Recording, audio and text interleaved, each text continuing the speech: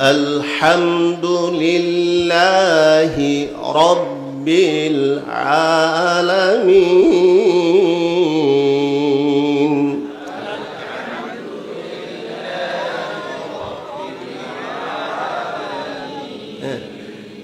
এগুলি বুঝান স্যার আমি মাসু করতে পারি না। আলহামদুলিল্লাহ হবে না, গলত। হাটা হইল সিবাতে হামসার হরফ, বাতাস চালু থাকবে, হরফটা দুর্বল হবে। হামদু বললে হবে না, গলত। আলহামদু,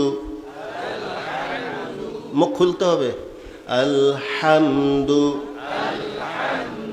হামিদা ইয়াহমাদু, হামিদা ইয়াহমাদু, হামদান, হামিদুন, আলহামদু। গায়ের জোর দিয়ে বললে হবে না, নিয়ম নীতি আছে, কিছু অসুল আছে, এগুলি আগে শিখতে হবে, জানতে হবে, তারপরে পড়লে ঠিক হবে।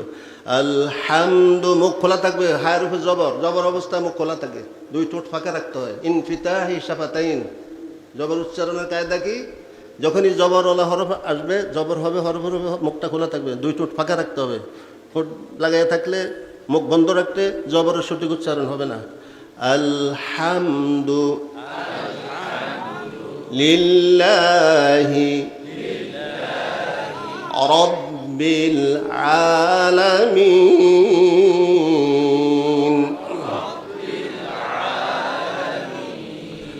আর রহমানির রহিম। এই যে একজনে কইছে মানির রহিম, টান দিছে একটা লম্বা, এখানে এক আলিফ। আমরা সাধারণত জানি এক আলিফ মদ, কয় আলিফ? এক আলিফ মানে দুই হরকত, দুই হরকত পরিমাণ টেনে আদায় করতে হবে। বা বেশিও করা যাবে না, করা যাবে না। যদি কেউ করে, হজরতে মোল্লা আলী কারি রহমতুল্লাহ লেখেন, মধ্যে আসলির, বিশেষ করে মধ্যে আসলির ক্ষেত্রে যদি এক আলিফ থেকে কেউ বাড়ায়, মানে দুই হরকত থেকে বেশি টানে বা কম করে, তো লাহানে জলি হবে, ক্ষেত্র বিশেষ নামাজ ফাসাদ হয়ে যাবে। কে বলছে? মোল্লা আলী কারি রহমতুল্লাহ আলাই। কোথায় আছেন? এই তো কোরআন পড়া, এই তেলাওয়াতের দ্বারা রহমত বর্ষিত হইব না, গজব আসবে, আল্লাহ লানত অভিশাপ। এটি কোরআন তেলাওয়াত, নামাজে হয় না, কিচ্ছু হয় না। আলহামদুলিল্লাহি রাব্বিল আলামিন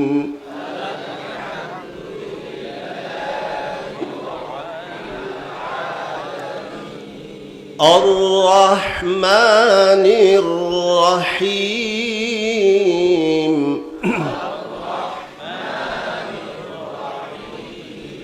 মালিকি ইয়াউমিদ্দিন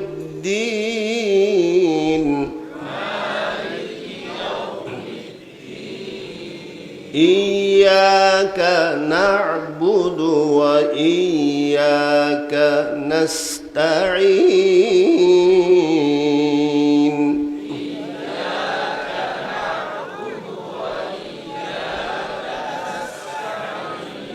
আল্লাহ রে।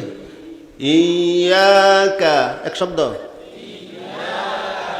না'বুদু ভিন্ন শব্দ, কানাবুদু না। ইয়াকা না'বুদু ওয়া ইয়্যাকা নাস্তাঈন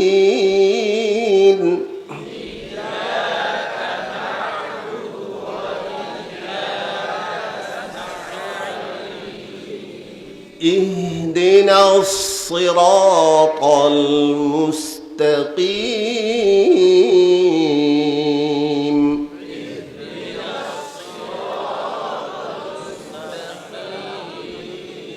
সিরাতাল লাযীনা আন'আমতা আলাইহিম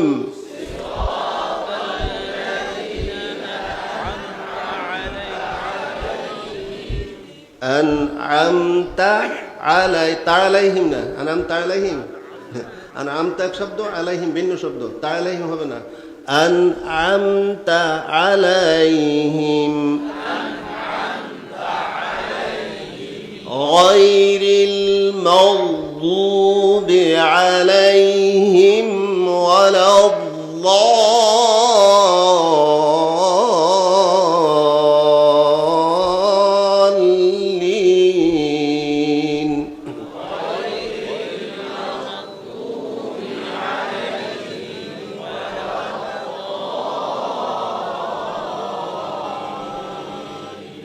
আমিন। সাদাকাল্লাহুল আযীম।